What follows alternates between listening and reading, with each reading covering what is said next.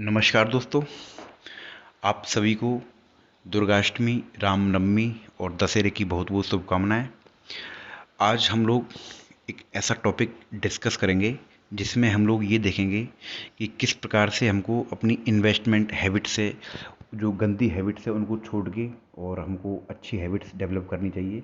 जिस प्रकार से दशहरे के दिन भगवान श्री राम ने 10 सिर वाले रावण का वध करके उसकी उसकी मृत्यु उसको मार के और बुराइयों पर अच्छाई की जीत हासिल की थी, उसी प्रकार से हम लोग भी इस दशहरे पर ये प्रण लेते हैं कि हम लोग भी जो हमारे अंदर बैड हैबिट्स है इन्वेस्टिंग को लेकर के, उनको हम लोग दूर करेंगे और हम लोग भी जो भी हमारा अपना जो एक अच्छा कैरियर है या फिर हम लोग भी एक सफल होने का जो सपना देखते हैं उसमें हम लोग ज़रूर से ज़रूर पूरा करेंगे उस सपने को।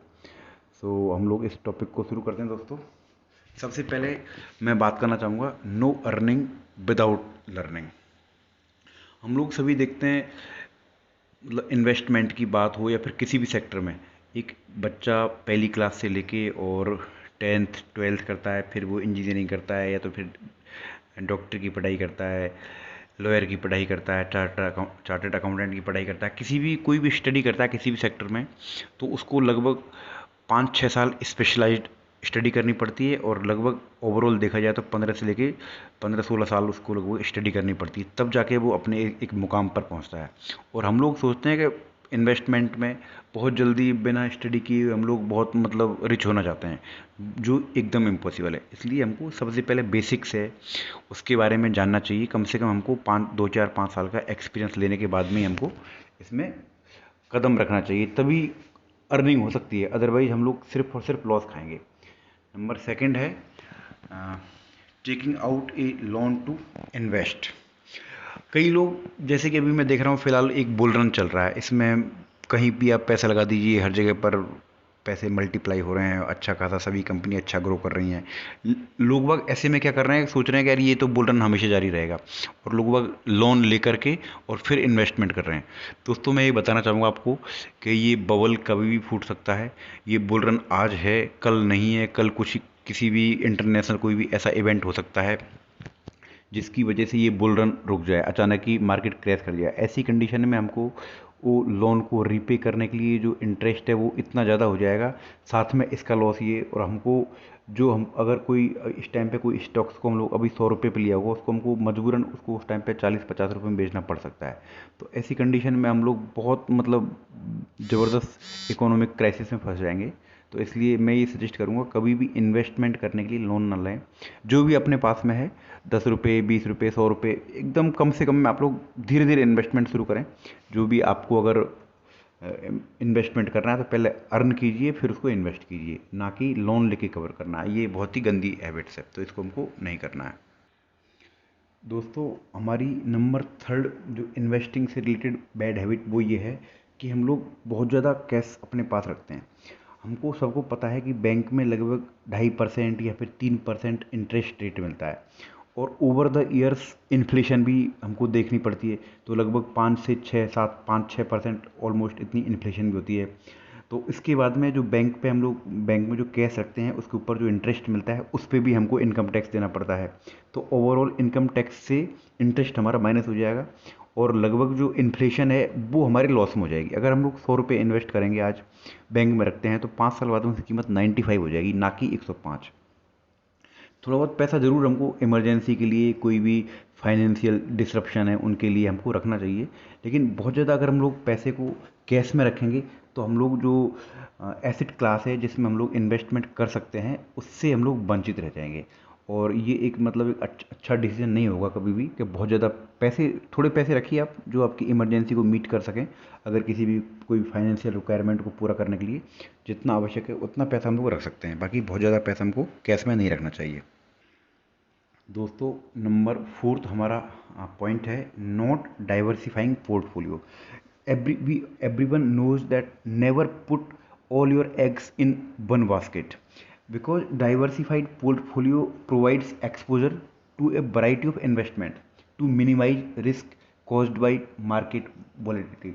सपोज हमने कोई एफएमसीजी सेक्टर में पैसा लगा दिया, एफएमसीजी सेक्टर हम लोग देख रहे हैं पिछले साल भर से बिल्कुल ग्रो नहीं कर रहा है।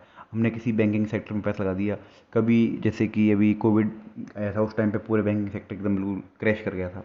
तो इस प्रकार से कभी भी पूरे पैसे को, जो भी हमारा मतलब हमारा मनी है, उसको कभी भी एक ही उसमें एसेट क्लास में लगाना है, इसको डाइवर्सिफाइड करना है। कभी जैसे कि फार्मा, अभी जैसे कि कोविड टाइम पे pharma sector and IT sector ने बहुत अच्छा रिटर्न दिया था। तो हमको, जैसे कि अब इसमें ऑटो सेक्टर नहीं चला था बिल्कुल भी, ऑटो सेक्टर है, एनबीएफसी है, फिर पीएसयू है, बैंकिंग सेक्टर बिल्कुल नहीं चले थे इस टाइम पे। फार्मा सेक्टर ने एंड थोड़ा कुछ इनिशियली में एफएमसीजी और आईटी सेक्टर, इन्होंने बहुत अच्छा परफॉर्म किया था। तो अगर हम लोग एक ही सेक्टर में पैसा लगाएंगे तो हमको जो बुल रन है उससे हम लोग वंचित हो जाएंगे। तो इसलिए कभी भी हमको एक ही सेक्टर में पैसा नहीं लगाना है, हमको पोर्टफोलियो को डाइवर्सिफाइड करना चाहिए। कुछ ऑटो ऑटो में, कुछ ऑटो एंसिलरीज में, फार्मा में लगा सकते हैं, एफएमसीजी लगा सकते हैं, पीएसयू में लगा सकते हैं, और बहुत सारी जैसे कि पेंट सेक्टर है, उसके अंदर फुटवियर सेक्टर है, उसके अंदर बहुत सारी कंपनियां हैं। तो हमको हमेशा अपने इन्वेस्टमेंट को डाइवर्सिफाइड करना चाहिए। दोस्तों, नेक्स्ट हमारा पॉइंट है falling victims of market noise.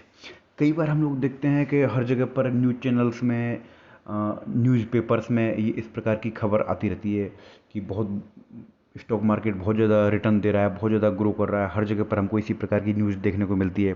तो ऐसे में हम लोग क्या करते हैं, बिना जांचे समझे देखे वाले, और हम लोग किसी भी प्रकार के छोटे छोटे, मोस्टली हम लोग पेनी स्टॉक्स में पैसा लगा देते हैं, जो कि एक बहुत ही, जब अगर चारों तरफ इस प्रकार की हल्ला हो जाए ना कि मार्केट बहुत भाग रहा है, बहुत ज़्यादा रिटर्न्स मिल रहे हैं, तो ऐसी कंडीशन में हमको कभी भी पैसे नहीं लगाने चाहिए। हमको उस टाइम पे अगर लगाने हैं पैसे, तो केवल और केवल फंडामेंटल्स, अगर कोई फंडामेंटली स्ट्रॉन्ग शेयर है तो उसके अंदर हमको पैसा लगाना चाहिए, ना कि हम लोग को भी definitely should ignore the market noise and instead focus on the fundamental stocks only. So next है हमारा, दोस्तों, कभी भी अगर हमारे पास में कोई कर्जा है, तो कोई डेट है हमारे पास में किसी प्रकार का, तो सबसे पहले हमको हमारे डेट से डेट फ्री होना चाहिए, और उसके बाद में जो भी हमारा पैसा बचता है उसको फिर इन्वेस्ट करना चाहिए। ये नहीं कि डेट पैरेलल चल रहा है, आप 12, 13, 14% का इंटरेस्ट दे रहे हैं, किसी ने पर्सनल लोन लिया हुआ है, किसी ने कार लोन लिया हुआ है, एजुकेशन लोन लिया हुआ है, होम लोन लिया हुआ है, उसका डेट अलग दे रहे हैं हम लोग शेयर मार्केट में इन्वेस्ट करके, और 15, 20, 25, 50% की हम लोग उम्मीद कर रहे हैं। तो ये एक गलत अवधारणा है। हमको करना क्या चाहिए, हमको सबसे पहले अपने आप को डेट फ्री करना चाहिए। कोई भी लोन अच्छा नहीं होता है, चाहे होम लोन ही हो, बेशक कोई भी मतलब लोन गुड लोन नहीं होता है। तो सबसे पहले हमको अपना जो भी डेट है उसको पे करना चाहिए, और उसके बाद में जो भी पैसा बचता है हमारा, चाहे फिर उसको इन्वेस्टमेंट करना चाहिए।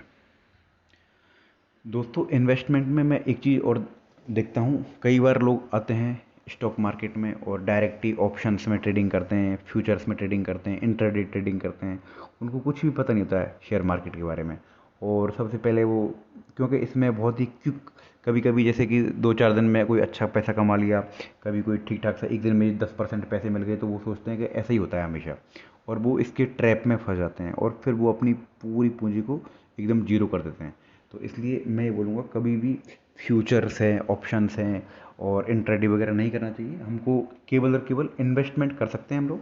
और इन्वेस्टमेंट में अगर हमको बहुत ज़्यादा नॉलेज भी नहीं है, तो हम लोग देख सकते हैं अपने आसपास में, जैसे कि अगर हम लोग रूम में बैठे हैं तो रूम में कौन सा एसी चल रहा है, किस कंपनी का है। वोल्टास का है तो सबको पता है टाटा मोटर्स का, मतलब टाटा कंपनी का है, या फिर वर्लपूल का है, एलजी का है। तो इस प्रकार से हमको हैवल्स के हैं। अगर हम लोग बाहर घूम रहे हैं, गाड़ी किसकी चल रही है, मारुति की गाड़ी चल रही है, टाटा की गाड़ी चल रही है। इसी प्रकार से जो हमको कंपनी कोई पसंद आती है, जिसको हम लोग लाइक करते हैं, उसमें इन्वेस्टमेंट कर देना चाहिए। वो सबसे बेस्ट होता है, ना कि हमको फ्यूचर्स एंड ऑप्शंस में इसके चक्कर में पड़ना चाहिए, क्योंकि इसमें ऑलमोस्ट लगभग लॉस ही होता है। इसके लिए बहुत टाइम देना पड़ता है, बहुत स्टडी करनी पड़ती है, बहुत कंसिस्टेंसी चाहिए इसके लिए, तब जाके हम लोग इसमें ठीक ठाक सा कर सकते हैं। तो इसलिए इसको अवॉइड करना चाहिए दोस्तों। और इन्वेस्टमेंट में हम लोग ये भी सोचते हैं कि ये कंपनी बहुत अच्छा ग्रो करेगी, या तो फिर कर रही है, इस टाइप में। इसमें हमेशा बेसिक्स पे काम करता है, जो भी मतलब फंडामेंटल्स पे काम करता है। जो रियल में दिखता है वैसा नहीं होता है। रियल में जो उसके बैलेंस शीट है, जो उसकी बुक बोलती है, अकाउंट्स ऑफ बुक्स है, वो बोलती है, ऐसे हमको काम करना चाहिए। कभी हमको ये स्पेकुलेशन नहीं लगाना चाहिए कि ये शेयर अभी भाग रहा है तो और भागेगा, या फिर अभी तो बहुत मतलब भाग चुका है, बहुत ज़्यादा ग्रो कर चुका है, अभी ये स्टॉक की प्राइस करेक्ट होगी या फिर कंसोलिडेट होगी। ऐसा नहीं है, अच्छी कंपनियाँ और भी ग्रो करेंगी और भी ग्रो करेंगी और भी ग्रो करती रहेंगी। कुछ टाइम थोड़ा बहुत कंसोलिडेट जरूर कर सकती है वो, लेकिन ग्रो करती रहेंगी। और इसी प्रकार से हमको जो अपने इमोशंस हैं उसको भी कंट्रोल करना चाहिए कि अभी तो अप हो गया, अभी डाउन होगा, या तो फिर अब डाउन हो चुका है बहुत ज़्यादा, अभी जैसे कि यस बैंक के काफ़ी गिर चुका है, अभी तो ये बहुत भाग जाएगा। तो इस टाइप में कभी भी स्टॉक, ये शेयर मार्केट वगैरह है, इसमें हमको इमोशंस पे नहीं करना, काम करना चाहिए। इसको हमको हमेशा फंडामेंटल्स पे प्ले करना चाहिए। और दोस्तों लास्ट है हमारा पॉइंट, थिंकिंग शॉर्ट टर्म। ये एक मतलब ये बहुत ही गंदी हैबिट्स है, हमको इसको भी छोड़ना चाहिए कि कभी भी शॉर्ट टर्म के बारे में नहीं सोचना है कि शॉर्ट टर्म में हमको 10% मिल गया है, फिर 12% मिल गया है, अभी एग्जिट कर लेते हैं। क्योंकि हमको बहुत टाइम देना पड़ता है इसमें। हमको जो भी CGST है, GST चार्जेज हैं, एक्सचेंज ड्यूटियाँ होती हैं, काफ़ी सारी लग जाती हैं, और इसमें हमको टाइम भी देना पड़ता है। कंसिस्टेंसी चाहिए शॉर्ट टर्म के लिए, तो इसलिए हमको लॉन्ग टर्म में अच्छी कंपनियों में इन्वेस्टमेंट करके और आप छोड़ दीजिए, उसके बाद में अपने आप ही वो स्टॉक ग्रो होता रहेगा। आप उसके क्वार्टरली रिजल्ट्स वगैरह ज़रूर देख सकते हैं।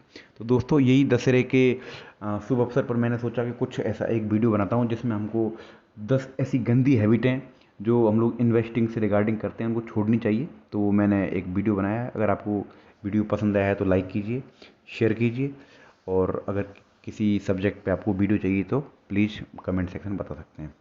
थैंक यू दोस्तों, वीडियो देखने के लिए बहुत बहुत धन्यवाद।